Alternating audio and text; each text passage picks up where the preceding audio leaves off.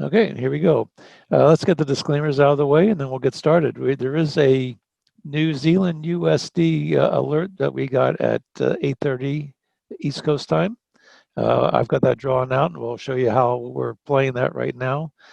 But the disclaimers are, the trading foreign exchange on margin carries a high level of risk and may not be suitable for all investors.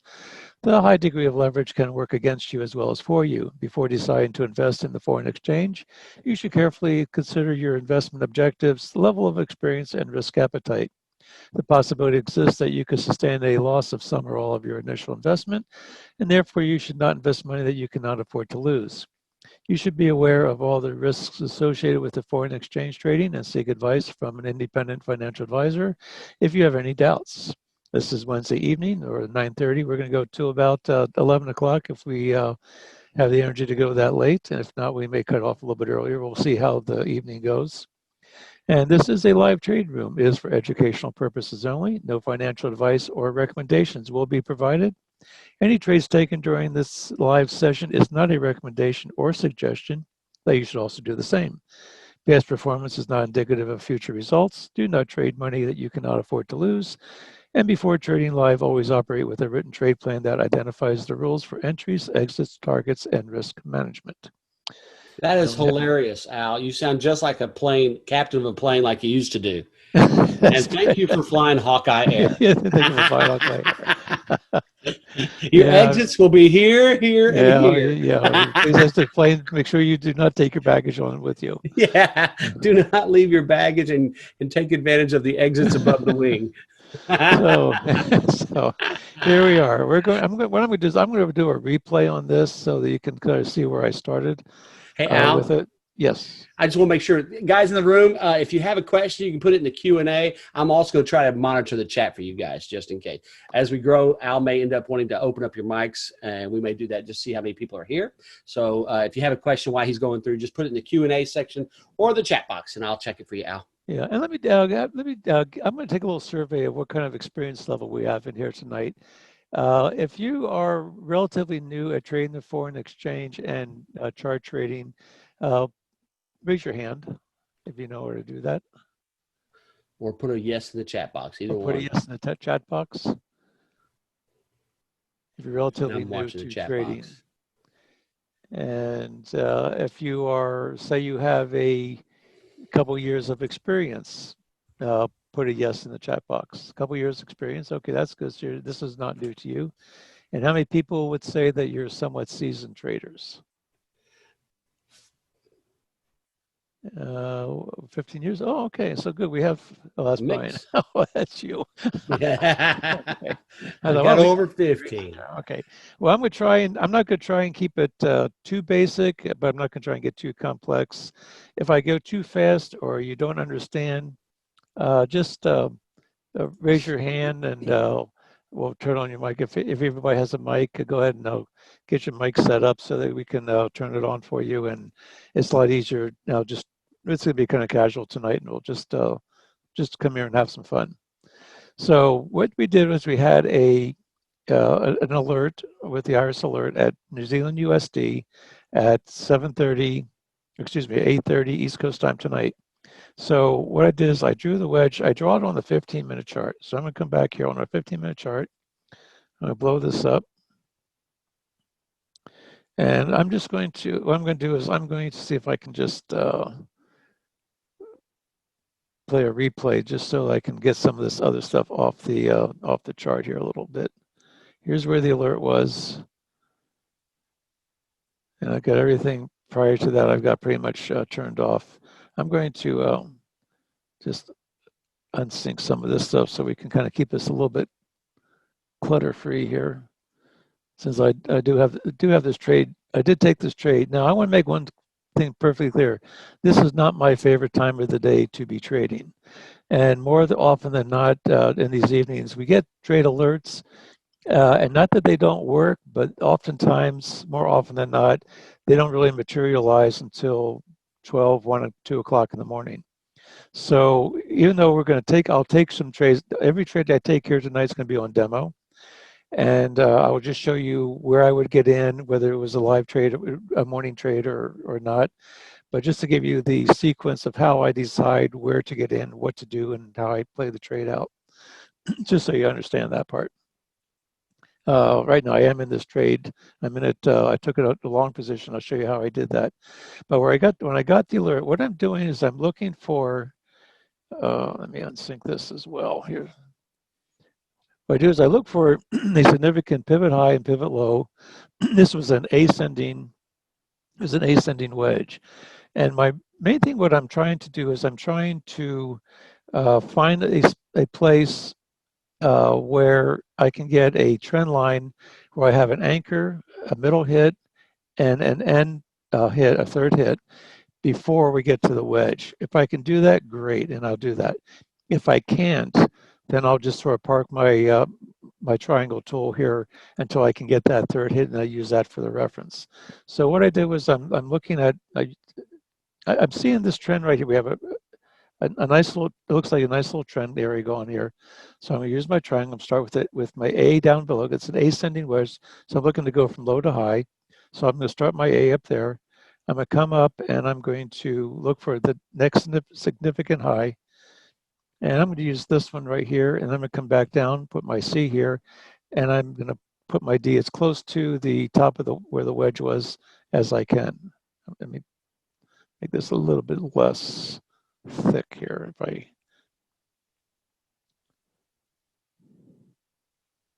So that's basically the wedge I drew. And so then what I'm going to be doing is I'm going to be looking to see where my target areas are. And because if it breaks out at the top, I would know that I have enough pips to get up to where a target is. Or if it breaks out on the bottom, I have enough room. And so what I like to do is I like to use the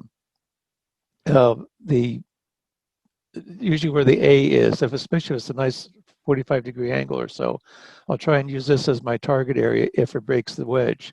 I'm also going to be tweaking this on my 1-minute chart. So I'm just so this is how I drew the wedge. I'm just going to go and stop this. And I'm going to go over to my 1-minute chart. And understand, guys, when he's using that triangle tool, he can also just use trend lines. It's the same thing. Yeah. Al and I both like the triangle because it does some other things for us in the scope of the trade. But you can draw trend lines if you want to. Yeah, it's basically nothing. It's nothing. It is just, that's basically what it is. It's a trend line.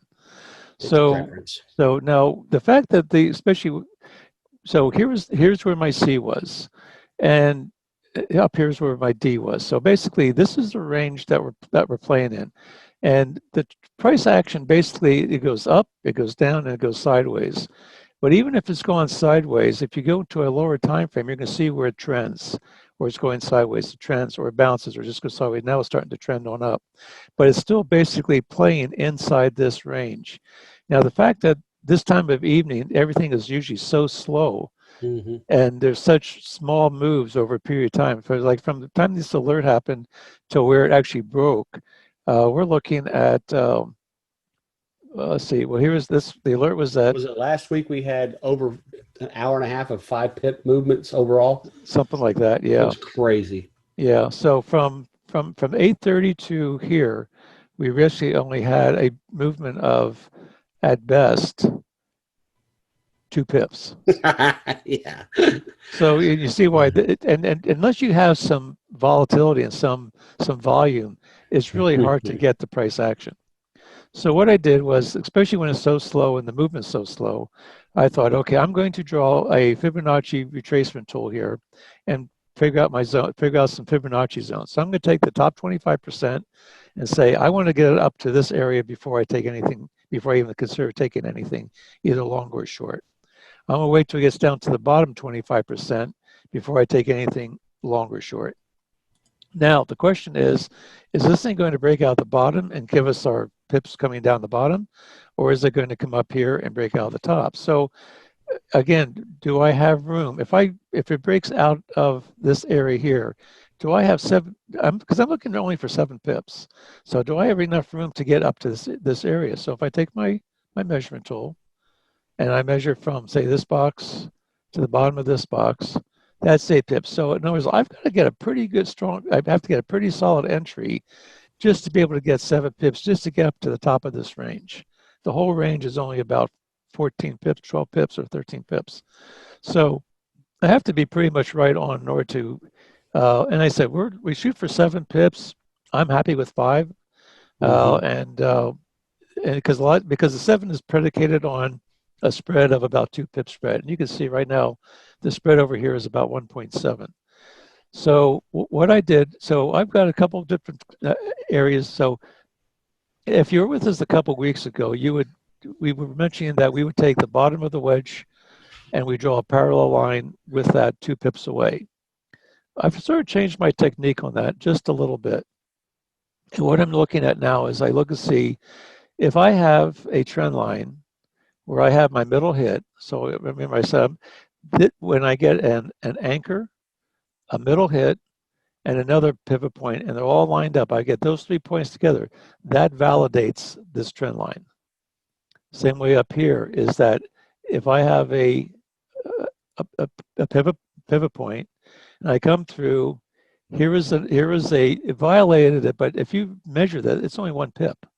So that's less than half the spread. So I'll accept that for a violation, and then I try and tuck it in as close to here. So basically, I have my 3 hits. Now, if I didn't have this move up here, then what I would do, and I've started doing this just recently, is I would take this D, I just move it over here right to where the alert was, and then I'd be waiting for a hit of that trend line to validate it. But right now it's already validated, so I can just keep it over where it was. So this is the top of the trend line. So we have our zone. Actually, I need to get that up a little bit higher here somehow. There we go, that's better. So when it came down, and so I've got a zone from the C to where the hit was, which is the midpoint. And what I'm looking at doing now is I want to see it break the trend line, and I want to see it close inside this blue box. If it comes down, if it breaks the trend and doesn't close, if it just wicks down and comes back and closes up here, not a trade. If it comes down and closes in the trade, then I'm able to take the trade. I may wait for a pullback, or I may just take it right here, saying, because when this thing broke the trend, again, you're only looking at from where this stop is to where the top of the trend is, it's only 4 pips. Halfway in, it was about 2 pips, right? About 2 pips. So I'm only really risking 2 pips. If I may get in 2 pips early, but if it does break, you're already in the trade. On the same token, in this particular case, on this 1 minute chart, it came into that lower 25% of this zone, from the D, 25% from the top, to the C, 25% from the bottom. This is my entry zone. This is my get out zone. Now, when it came down and broke, you'll see it did close inside the green box, which is that 25% area, but it never closed in the blue box. So, and it came down pretty close to closing in here on this second retrace. So then what I did is I had a secondary wedge, which I was able to draw. So this C and this point here are all pretty much right in the same price. And you can see where this formed a little bit of a wedge right in here. So when it came back down, retested, and came back up, I had a buy stop entry, so that once it came back in through, that's when I got into my trade. I took a little bit of heat and came down. If it would have closed inside the box and it came back to retest, I probably would have gotten out of it, because now it's looking like it could possibly be retesting this. And if I was in long, rather than taking the stop, I'd wait till I could get out a little bit better, but then be looking at this and start going short. In this particular case, it came down, retested the CA, retested this whole bottom of this whole box here, and then it broke to the upside. And right now we're seeing where it's starting to retest, and you're seeing it's got a little bit of a flag pattern right here. So we know that it's coming right up into this is basically a 61% retracement of where it came down to the C. It's retracing 61% of the move. I have a little bit of, right now I'm probably up about 4 pips, I'm gonna guess. Here's my entry, I'm up here, I'm up, oh shoot, there's my 7 pips. I'm good to get out, take my profit, and I'm done. That trade's done. So that's how I got into this trade. It's just that simple, isn't And it? it's just that simple. Now, guys, don't get confused with all his lines. That's his way of defining how he's going to get in. You can go with nothing on your chart other than even just your trend lines. You don't need all the other stuff. If that confuses you, part of that's because you haven't been in the room enough to get used to seeing it. But the things all over the lines, the only thing we really use is a wedge and how to get in and get out. Right. The other things are just confirmation. And it just helped me to qualify the trade. And that's what this box was. In fact, we were in such a tight range. I want to be able to either I wanted to break this area to go further short, or but more than likely at this time of day, it's going to bounce off of here and it's going to come up and retest this. And this still may get up there a little bit higher, but I got my 7 pips. I was willing to take it. Now get out of it and take my profit. And there's my 2% trade for the day. I'm done. Now I'm done. Now when it comes up here, we're going to do the same thing in reverse as it comes back. And also you can see right where I got in, it's right where these moving averages were crossing. You see over here after the alert, all these moving averages on this 1 minute chart were all converging. And once you got the break, it just tanked right down, but it came right into the zone, bounced around some more, gave us another nice little pullback, retested it, a little bit higher pullback, went sideways for a while, and then just took off, and now it's retesting the top of this. And but that would have been the trade for this. But yet, in this particular case, you're still inside the wedge. So what we've been doing a little bit more during the week is I draw my wedges relatively large, because I want to be able to see if I can get an earlier entry so that I can take advantage of the move from one end to the other. And then rather than just waiting for this to break, I can maybe play it because what the wedges are really doing is it's giving you a high, a low, a lower high, oftentimes a higher low, and it just starts pulling up until it gets into this, breaks out of the channel, and then it takes off. All we're doing is finding a smaller wedge inside the bigger wedge to see where it's consolidating. And then when it breaks, we try to get in, and then we have some room, knowing that there was some sellers up here, and the buyers are coming in down below here. I hope I pronounced this right. Rashawn, I hope I'm saying that right. His question was, so you are already long. This is a pre-recorded one. This is from earlier, right, Al? No, this was live. So this was live. So you are now out of it, correct? I am now out. I got in before we opened the session. I got in here right about.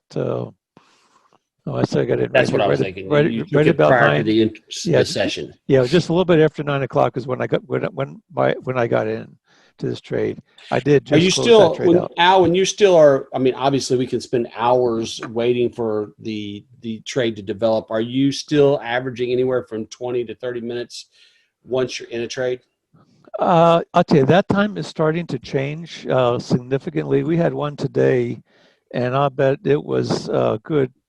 Hour and 15, hour and 20 minutes. Before it to develop, it took a little longer. But you're also talking kind of the end of the month sort of thing where we have all the news coming out. So a lot of uncertainty, correct? Yeah, it was really slow going today.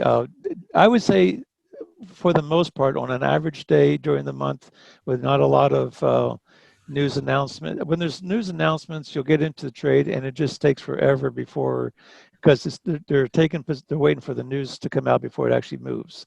So right, you'll have a lot of those. And Rashawn's also saying this looks like it's still in the wedge. It is. This is I would consider this an aggressive play off the bottom of the wedge. Since your range is large enough to get your 7 pips, you can play it that way. Obviously, when we talk about Hawkeye, there's multiple things you can do. Obviously, waiting for the actual breakout of the wedge is an option, but that does not mean you have to do that. If the picture presents itself like he's developed with his demand area and it bounces off that bottom and you can get your 7 pips and get out, then you don't necessarily have to wait for that wedge to be broken. Although that's another option. If this thing breaks out the top, he may consider taking it as a break of the actual wedge. There are actually wedge. Al, tell me if I'm wrong. If I'm looking at this correctly, and of course I haven't been on your morning, so you have updated some things. He's got a large wedge drawn in a what we call a orange, I guess that is. Yeah, it's in the orange. The orange one. That the main wedge, the 15-minute wedge, is drawn in orange. And then he drew another trend line, which created a yellow wedge. So what he played off of was the bottom of the orange with another wedge, because wedge happens on top of wedge. Now, the AIRIS alert system gives us obviously a computerized, non-subjective, mechanical, true wedge, but your eyes can do some good things too. Now, normally he would only respect that wedge if it respected the bigger picture wedge. Am I correct, Al? Exactly. Yes. Yeah. If it was out, if that small one was out in La La Land by itself and it was just his eyeballs, he probably wouldn't have taken it. Exactly. Exactly. Because when we draw the AIRIS alert is on a 15-minute chart, but what we do is we draw it on the 15-minute chart to get the bigger picture. But when you tweak it, when you scale down to a 1-minute chart, you get a whole different picture, different look at it. But the 15-minute picture is still there. And so what you really, and actually what wedges generally do is they would form a high, a low, a lower high. It'll come up, it'll form a lower high, come down, form a higher low, then another a lower high, a higher low, and it has that triangle effect until it finally breaks out, which is pretty much what this one's doing on the bigger picture. Well, inside of that, you have other moves. And you see like where we had nice strong move down. This just came from D all the way down. We got the alert. Well, this part right, let me take this one off now since we're done with this. If you look at from where the C is, you can see that this is nothing more than the end of a bigger move inside the main wedge. This is a strong move down, and you actually have a wedge inside of it. You have a high, a low, you have a lower high, you have a higher low, you have a lower high, and then you had the break. And you see right here is a smaller wedge inside the bigger wedge. Here's where the break came, and it came right down to this area. Now the question is, when it breaks, you see it broke right here. You see where I have this little circle here? You see where all the moving averages consolidate? And you get the wedge and it breaks that, and the moving averages are now in the proper direction. You've got the break, comes right down, and what it does, it comes right down and retests the wedge. It retests this level right here. And it came right down, and basically we have a double bottom right here. It came down, went bounced off, came down, hit it again. So we actually from here to here to here is basically a trend line, but it's basically the bottom. And you got your anchor, a hit, and then it took off. So you had the sellers came in, it retested this area. The buyers came in, said, nope, you're not going any lower. The buyers started buying in here, and then they overtook the sellers, and now they're up here. Now the sellers are going to be saying, okay, that's enough. We're going to, and so what's happening is that, and this is basically the whole market philosophy, is that what most people will do is they'll start seeing this big move up and say, oh, I got to get on with this. And they start running the price up. So someone just bought something up, took this position buy right here. Well, guess what? There's probably maybe 10,000 lots of this pair that the bigger guys are trying to sell. So you come up here, you buy. Well, if you buy, somebody's got to sell to you. Here's where the sellers are coming in. And if there's enough orders to sell, they're going to come up, they're going to sell. They're going to come up, they're going to sell. They're going to come up, and it can't get any further. Just like down here, the buyers came in, the sellers were selling, buyers says, nope, I'm going to buy. Or the other thing is that you buy up here. Where do you put your stop? You put your stop down below here.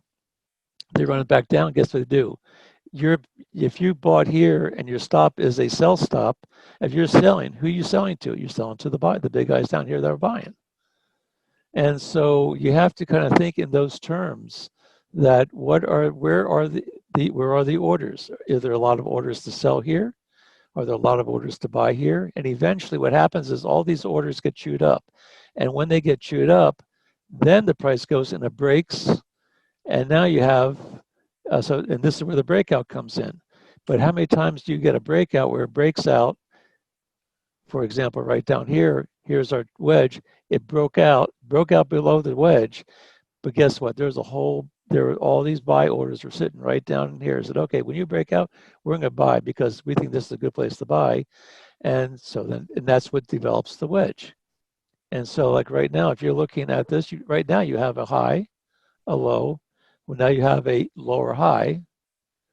And my guess what's going to happen is it's going to come down and you're going to get another test of the trend line, which is now on a slight slope up. And you're going to get another test here, which is going to be a higher low. And so you guys know too, the reason we named Hawkeye is because we're going for precision stuff. Some people trade this on the 15 minutes. Some people trade it on the 5.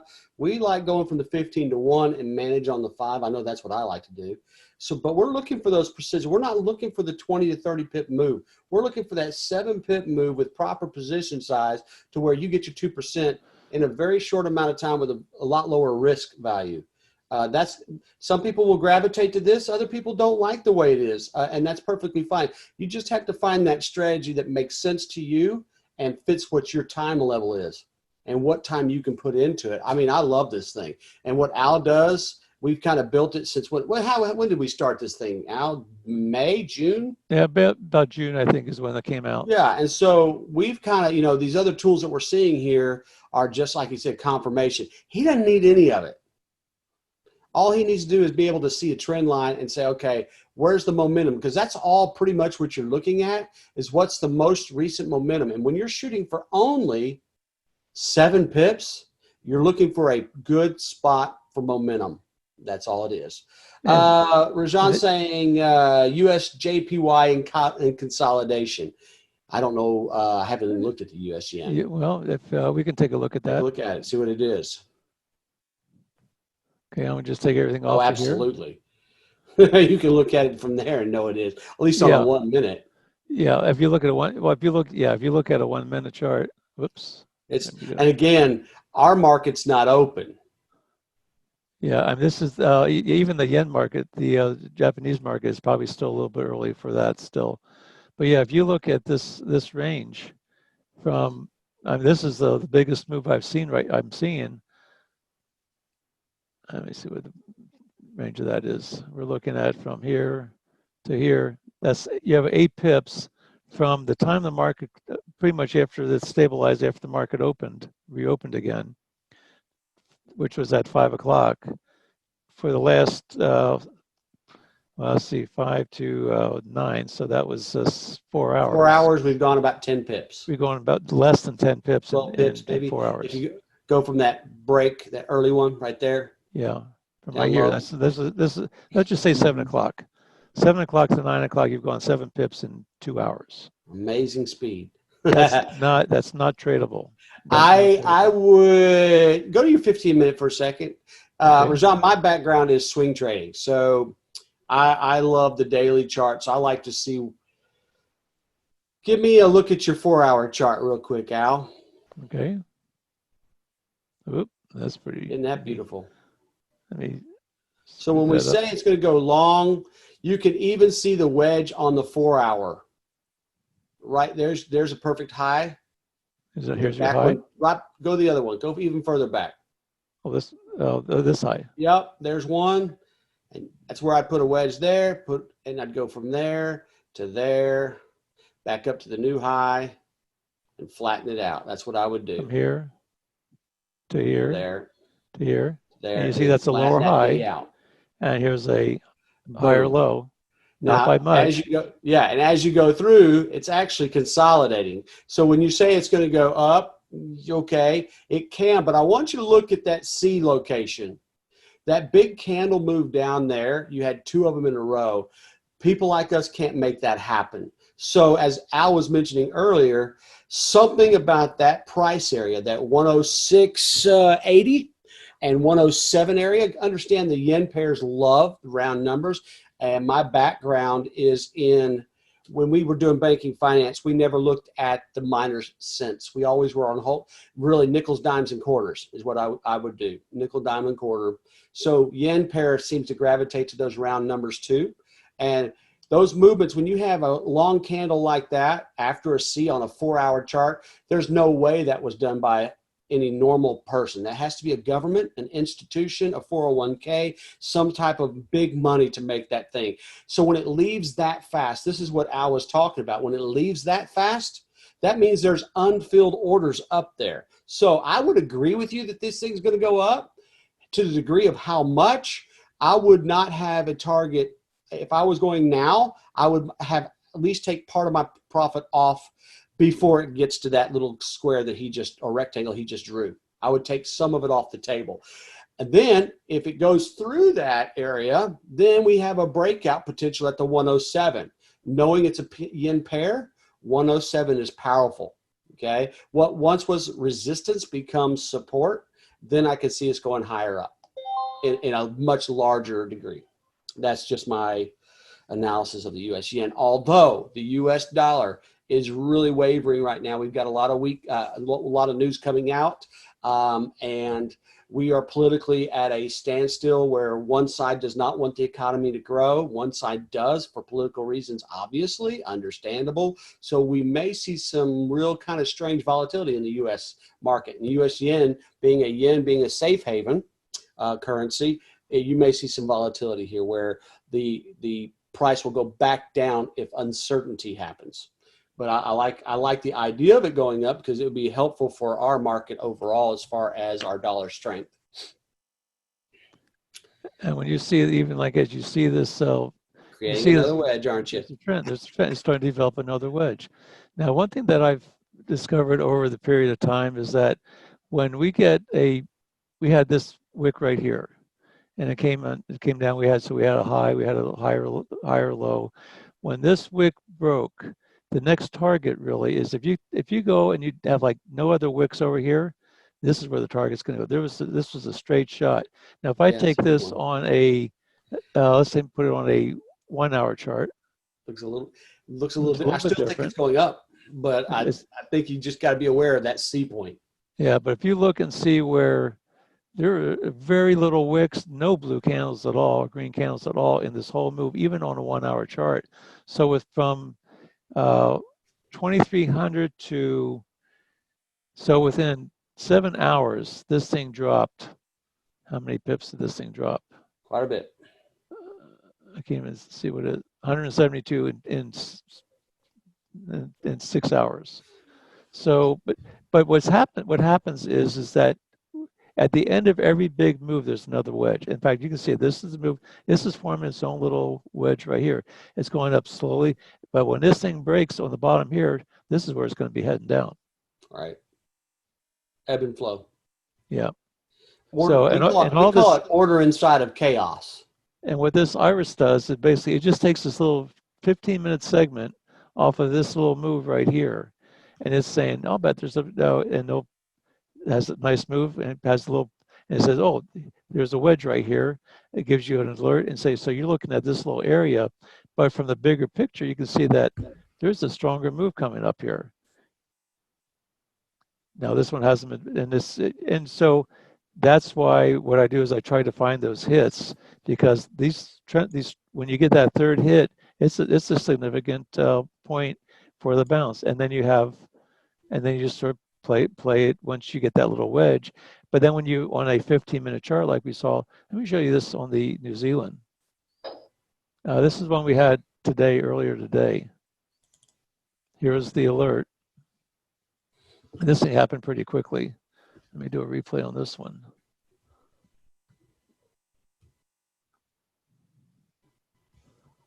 So we had the wedge. I drew it on a 15-minute chart. I started all the way over here to get that hit. Here's where I'm going to try and get as close to that C as close as I can without violating. And so you could probably take it maybe a little bit closer here. You could take this all the way. Whoops. You could take. I want to mark this A here. This is one, and this one developed pretty. This was one of those that developed pretty quickly. Mm-hmm. Let me get this. Take this over here. So here's the. Oh, come on. You gotta love it. Yeah. Here was the anchor. Here was the hit. Here was the third hit. So now that validated the trend line. But I also know I have to keep in mind that I've got another pivot all the way down here.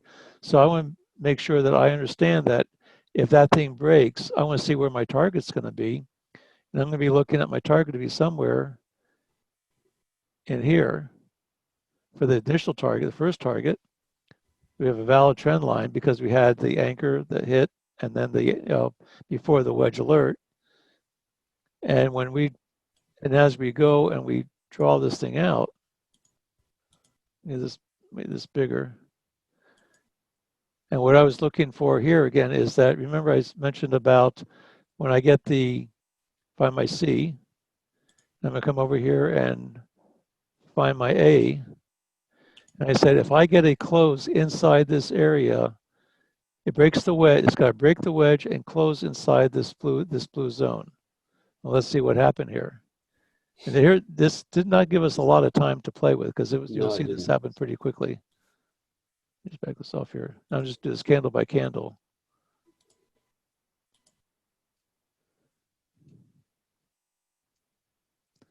Okay, there it was. It tagged right now. It's still the trend. The wedge is still valid.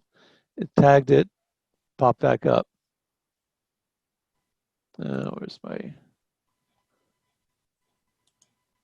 That's what I'm looking for. Tagged it, came back up. Tagged it. There's the close. But did it close inside my blue zone? No, it didn't. And it went right back up into the wedge. So I didn't take the trade yet. I want to see it close inside the blue zone. And this is what we were talking about on the disclaimer, that you need to know how you're going to enter, because the entry, exit, and targets are all important. Yeah. Now, a couple of things I'm seeing right now is we have our moving averages. We had a consolidation of the moving averages. We had the crossover right here. It came down, tagged it, and it came up. And right now, the green, the 5-period moving average came up. It hasn't even crossed the yellow yet. The price came up and tagged the 62 on this 1-minute chart, and it was rejected. We had a strong move up, tagged it, strong move back down. Now, if there's a good chance when this thing comes back down, if we get the close in here, I'm going to be in that trade. Still didn't close in it. There's my close. Didn't close in it. Almost. It's still fighting this area. We did not get a close below this blue candle, which is actually where the low of the C is. There's my close. Okay, now I can get into the trade. I can either take it here. I could take a market order right here, or I could maybe wait for a blue candle to come up and maybe retest to get a little bit better entry. But this allows me to take this trade. I don't have any hooks down here. All my whole moving averages are good. My strength tool says that the dollar is stronger than the Aussie. Dollar is the second currency of the pair, which means if the dollar is strong, we're looking for it to go short. Strong move back down. And now we're in the trade. We can take the trade and see what happens now. We're in the trade. We're still in the trade now. Still in the trade because and right now we're looking at it probably a 7. I've been using my stops around 10 pips. I would want to have my stop above this red candle because you can see this is all one nice big move down. If it retraces, if it closes above this area, something's wrong. So let me go and I'm going to put this as my visual stop. Actually, let me do this. Here is my entry. I just say I got filled in there. And actually, more than likely, you've been filled right here because of the spread.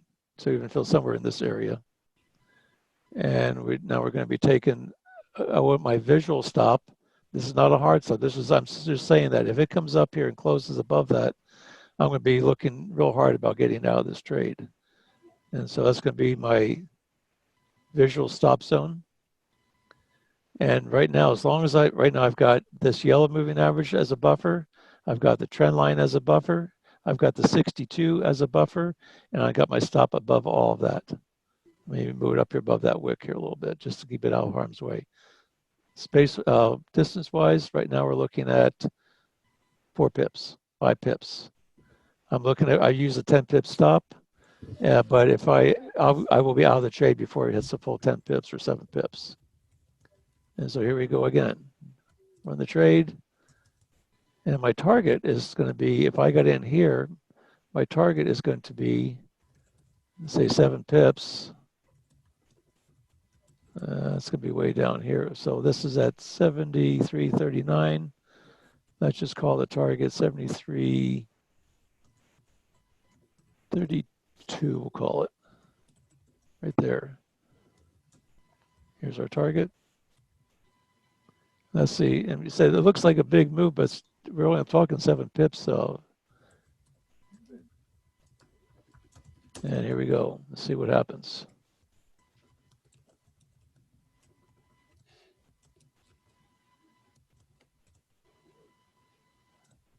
Boom, there's your target.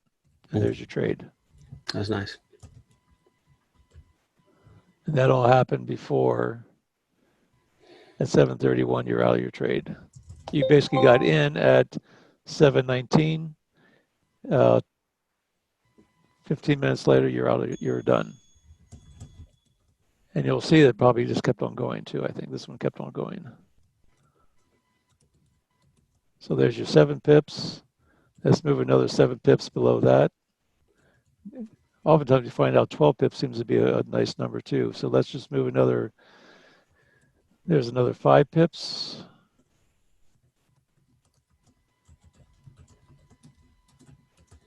That's the 27.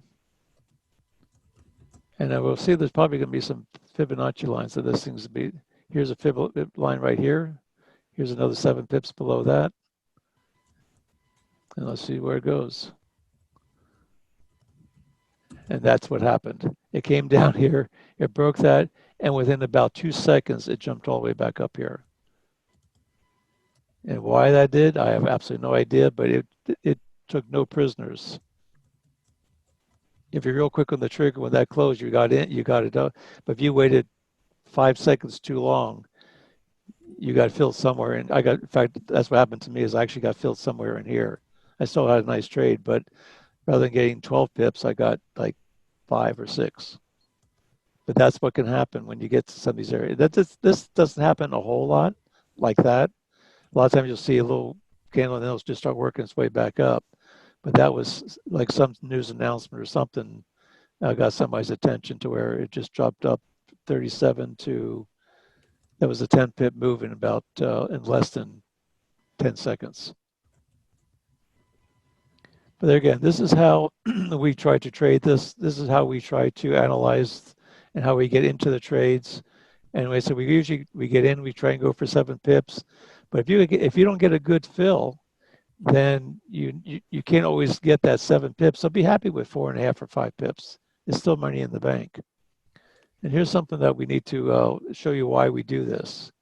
If you have let's just say you have the Euro-US pair.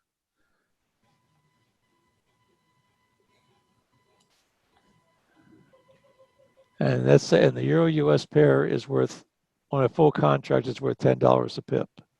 So you put a pip value here.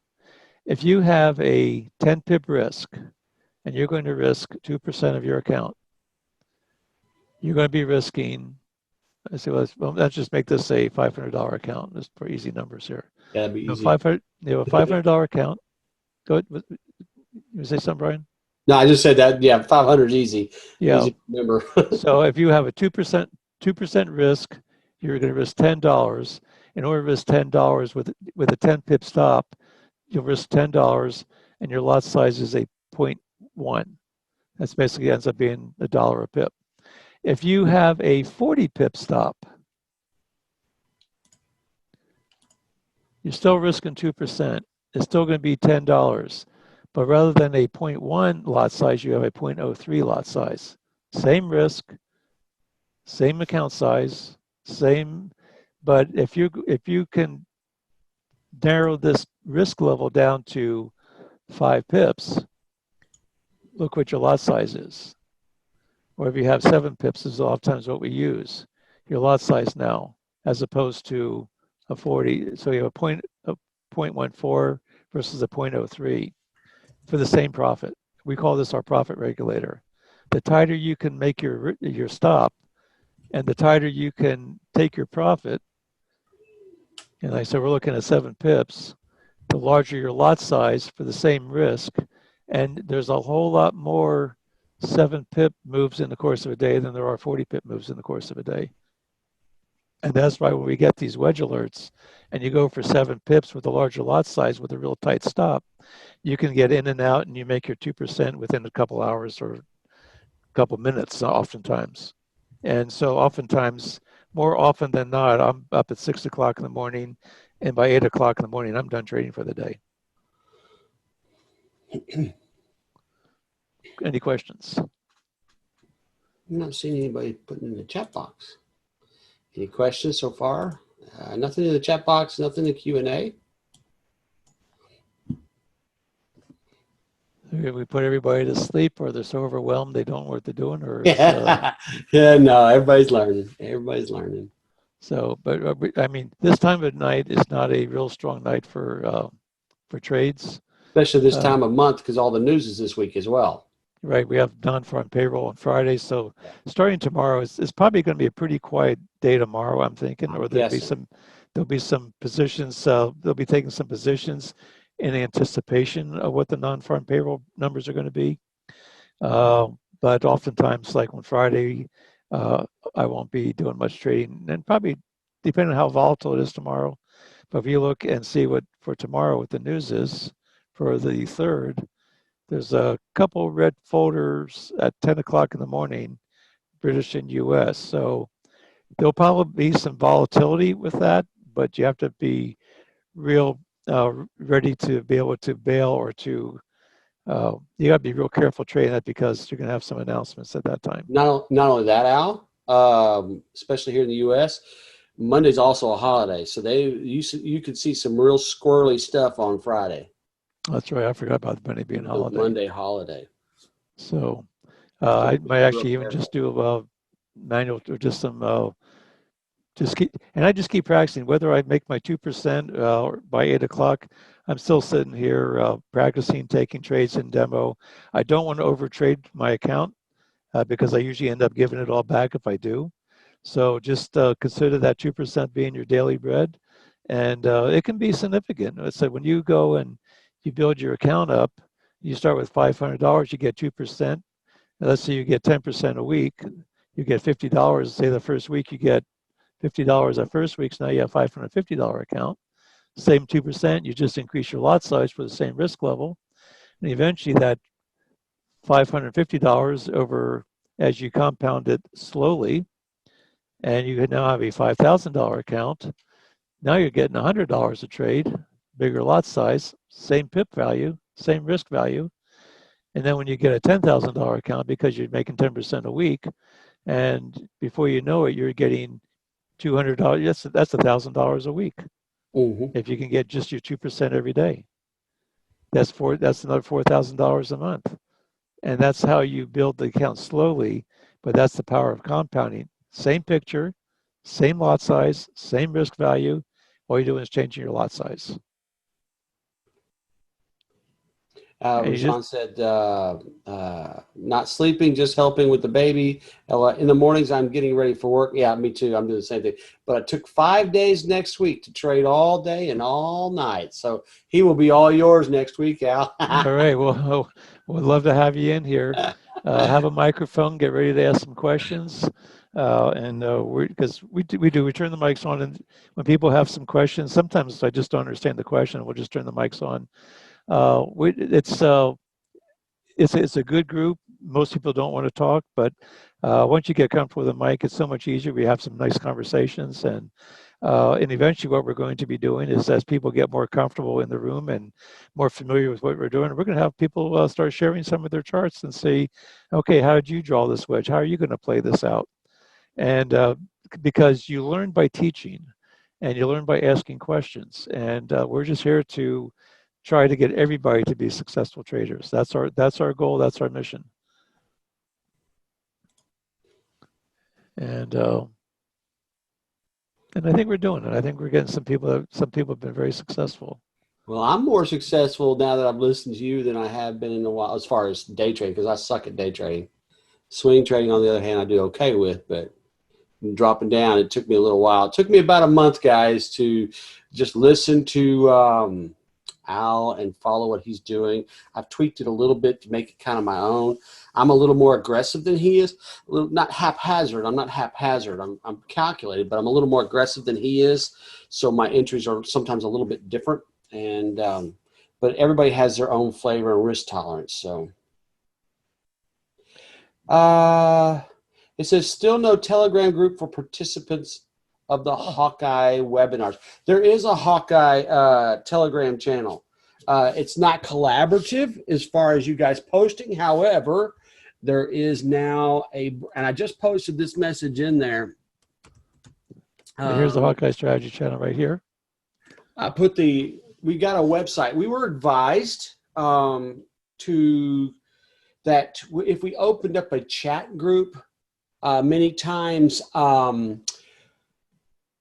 people's questions get lost with other people's posts and things like that. So what we did is we asked Auvoria Prime to create an email address for us. So we have that ability to where if you had a question in regards to that, it's there. Let me get the, do you have the Telegram channel? I can get it real quick, Al, and put it in the email? You mean the actual link to the Telegram? Let me go over here. I get it, and I'll put it in the, okay. And go ahead, post the email address too. I did. It's Hawkeye@AuvoriaPrime.com. Okay. Yeah. And if you want to, that's the channel. And if you want to if you use TradingView and you take a snapshot or a screenshot of your trade, email it to us and we'll critique it for you. The only thing I ask is try to keep your charts as close to what mine look like as possible. Because if I have 50 people giving me 50 different types of chart setups, I'm going to go blind or try to go crazy trying to understand how to do it. So one thing we're trying to do is trying to keep things as consistent as possible. And just so you know, I know we've been saying this for a long time, but we actually are, I think, getting closer to getting these indicators. And it's probably in the way it's going to be set, it's going to be available. But right now, Auvoria Prime is so busy trying to get some of this new software out. We've decided that we're going to try to get our developers to give a 30-day free trial of the indicators. That's going to be this Fibonacci tool that we have, this one, the combined moving averages, which is this one, the RCS tool, which is going to couple with the two RSIs and the whole moving average, and the RCS tool. All that you see on this chart right now is going to be a package deal to where we'll get you signed up, set up, and you'll be able to, and then you can just make your charts look exactly like mine, and that way when you draw and send us your wedges and your analysis, we'll be looking at the same thing. These are all color coded for different time frames. The orange, and you'll see like this, the yellow and the green are always going to be yellow and green. So the green is always going to be the 5 exponential moving average. The yellow is always going to be the 13. But the 62 is going to change colors depending what time frame you're on. So in other words, like if I'm on a 15-minute chart, this is going to be orange. If I change it to a 5-minute chart, it's purple. If I change it to a 1-minute chart, it's going to be white. If I change it to a 30-minute chart, it's probably still going to be white, I guess. Yeah, this one, I guess, see that it may not change any. Yeah, I guess basically it's the 1, the 5, and the 15 are the ones that change the colors. But anyway, those are the 3 time frames that we use: the 15, the 5, and the 1. But anyway, that way you're on a chart and we can see exactly what time frame you're on by just looking at the color of that, and then we can just see how you decide to draw your wedge. Using this one for an example is that for today we had a wedge at, let's see where it was. I think it was early this morning with which one was it here? Let's go down here. There was a US CAD at 540. I think that's the one we were looking at. US CAD at 545. Let's just see if we can recreate that one. Go to the Aussie. Go to the US CAD. I'll clear off my chart. I'll just have a blank slate. Here it is, and that was at 5:45 this morning. So I'm going to find that. Let's see. This is the second. I can get over here a little further here.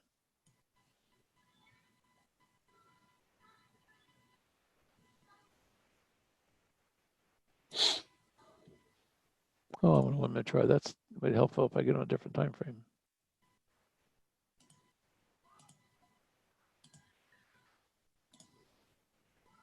There we go. Now this will be better. There's that, let's see, 5:45 was right here. We had the wedge alert.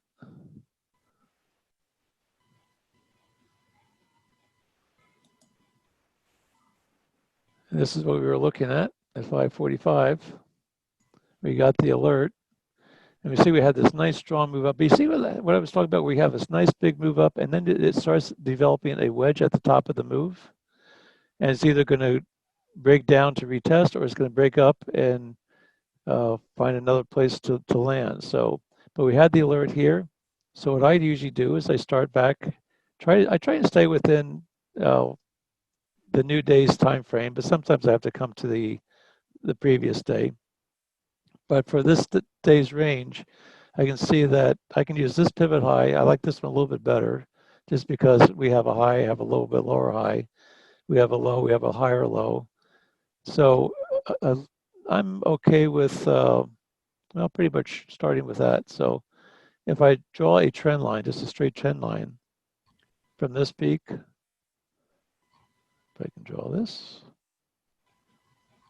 from here to here, you see I have an anchor, here's a hit, but now I have nothing over here. If I draw another one from here to here, now I see that I could connect this one just a little bit. That's a little bit of a hit, not too bad of a hit. I could probably just use this and use this one, and we'll see how that plays out. This is kind of where and then I start. So now what I'm looking at is that we have a high, a low, a lower high, a higher low, a lower high, a higher low. So right now we can probably draw this. You can just tuck it in just a little bit closer, but I don't have my middle hit. We can tuck this one in a little bit closer. Now for this one, I have a hit. Here's the anchor. Here's the hit right here. Here's the next one, and it's close to where the wedge is. So I'm okay with this, but keeping in mind that I don't have the other middle hit on this bottom trend unless I go all the way back to here. If I come all the way back to here, I may be able to get it, and I may be able to tweak it once I get on a 1 minute chart. Come into so this would be pretty much how I would be drawing my wedge. So I would take this tool and I would draw it from here to there. And I'll take it to this one, take it up to here. I'll just remove this get this one out of the way. Get this one out of the way. Here's my wedge. Here's my alert. And we'll see what happens with this right here. As this candle develops, we'll see what happens. Let's go to a 5 minute chart. I think I'm gonna lose my wedge, don't I? Possibly. Yep. Yeah, I think we do. I think we're gonna lose it. Tell you what I'm gonna do is I'm going to draw the same thing on a 5 minute chart. That's the problem with this replay.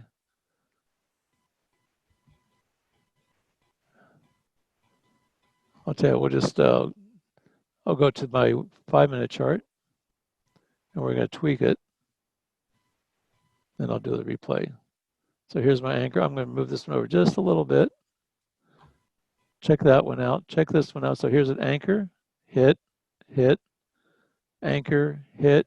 Now you can see like I said, if I can't get my middle hit, once this thing comes down, I'll see if I can't pick it up by moving this over here a little bit. And it's still not really that great.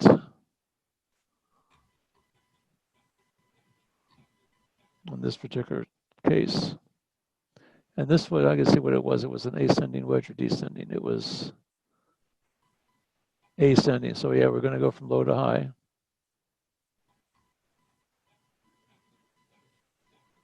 And actually, by the time, so I wasn't even up yet, but by this time it already broke.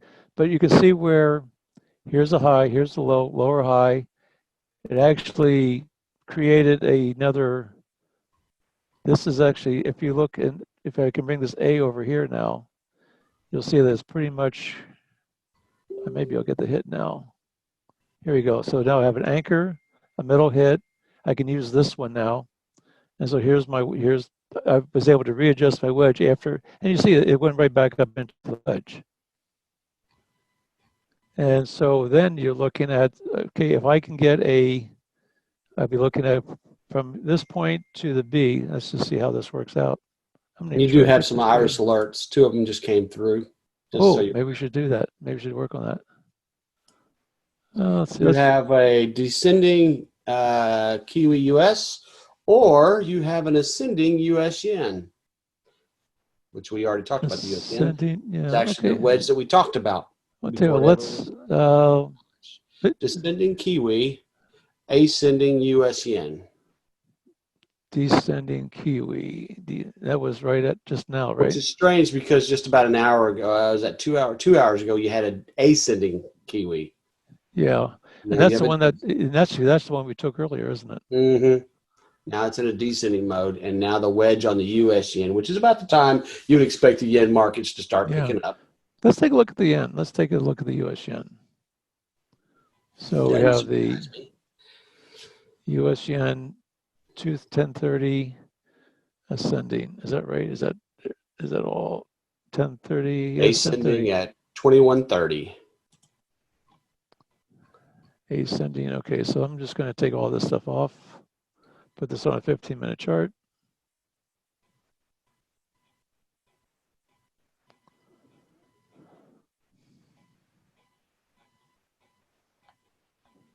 $15-minute.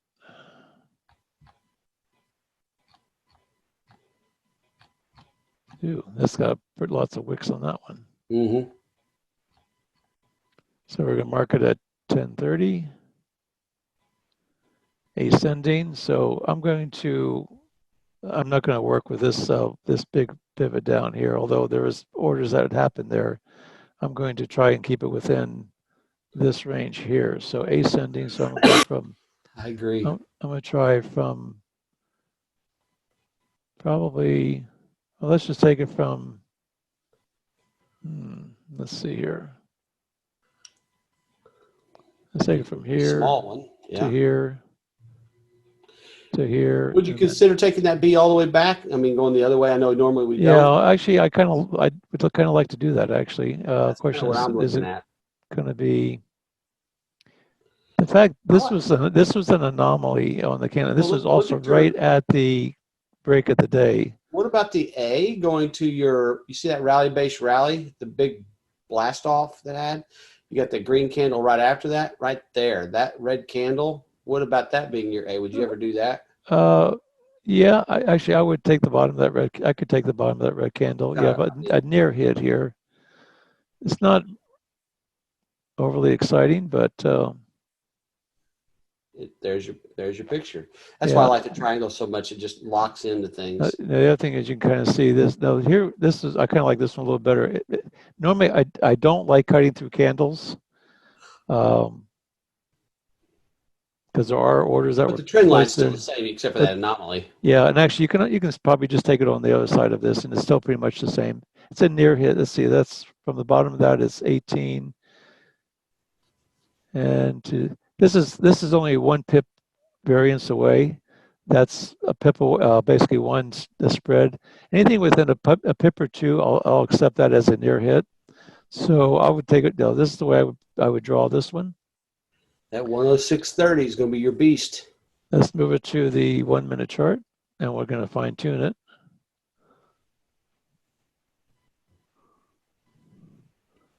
And we're going to tuck this in here. We got the D over here. And we may be able to, let's see, where's our A? So that's we can actually probably take this all the way over into this one. There's our little violation. There's our hit. And we can tweak this. We may be able to pick that right up, right on it. There's an anchor. There's a hit. That's something like about 2/10 of a pip there. So that's a valid trend line right there. That validates the trend line there. We have the anchor. We have the anchor. We have a hit. Of a hit. This hit, it came all the way up here, came back down, retested this area. And so right now we have a little bit of a strong move up, and it's starting to form a little wedge all right around in this area. Now the thing is that when I'm looking to where I close, I'm going to take this wick, I'm going to bring it on down to where the D is, and I'm going to look to enter on a close inside this area right here. I was looking at the giant wall. And if you let's measure this and see how big that zone is. That's at say 26 to, this is, for as big as this look, it's only 2 pips. That's only 2 pips. And if you look at from the C to the D, 4 pips. So this is, to me, this isn't even tradable. It's not even tradable. Now, if it does break here, now the question is, where's my target going to be? If I put a target up here right where the B is, because if it breaks all this, this is the area where it's going to be headed. So let's just see how far away that is. See if that's a possibility for a target area. If I don't have enough room for a target, there's no point taking the trade. You don't want to just be sitting there paying your spreads and not being able to get anywhere. So from here, that's the 24. You have 6 pips to get up to where the target is if it breaks. I would probably just leave this one alone, but this would be this is how I would draw it out. That would be my entry to go long. And then I come over here to, if I have to take this whole area and I do the same thing again, I take this area up to where the C is. And if it breaks the wedge, I want to see it close inside of this area to take it short. This entry to close. And if it breaks in here, the next target area would be somewhere over in this area. Come to a 15-minute chart and see if we can find a good zone for that, for the target.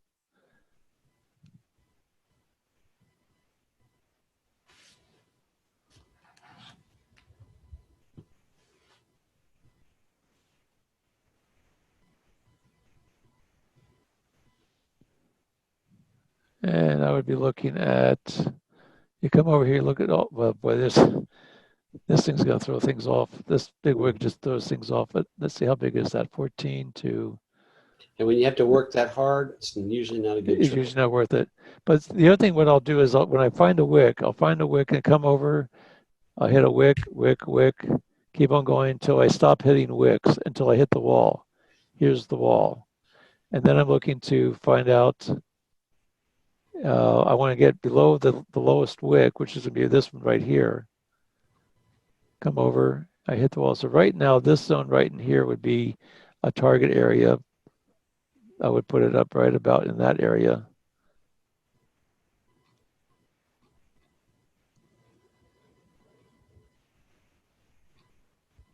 There's a lot of wicks long in here.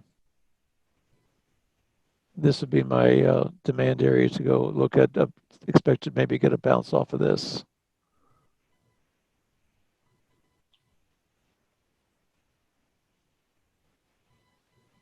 So if it were to break to the downside, if it breaks to the upside, we get a, let's see, this thing may close here.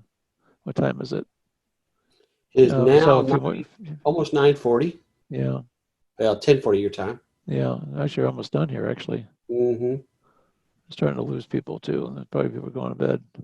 Yeah. 1, 5, 15. I'm one of those. Yeah, oh, me too. I've been up early this morning. So right now on the 5 minute, let's see if we get it closed inside here, inside the zone. I might just go and take this on demo and just see what happens to it overnight. Yeah. Here, it broke the wedge. It's coming up in here. If I get it closed in another 30 seconds, I can take this trade.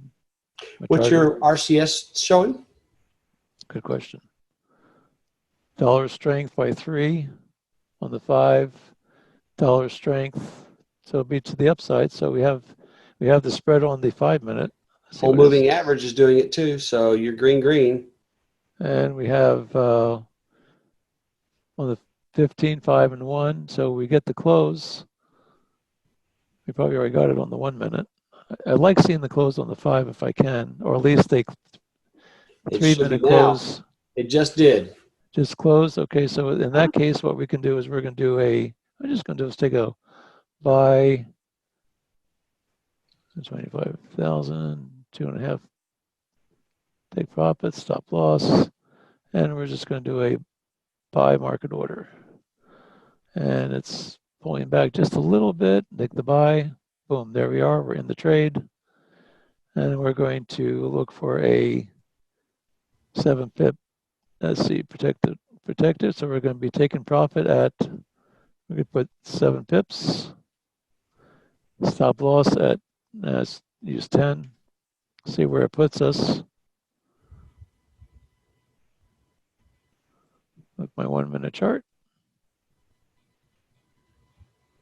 Good place for your stop. It's actually not a bad place for the stop. It keeps it out. That way, if it comes down and it wicks, it may come back and retest to get out. If it just comes down and just wicks in and doesn't close, I'm still in the trade. I'm still out of harm's way. My target's up here. Look at my FIP tools, see where they are. I like using, on the US yen, I like using the five period Fibonacci's.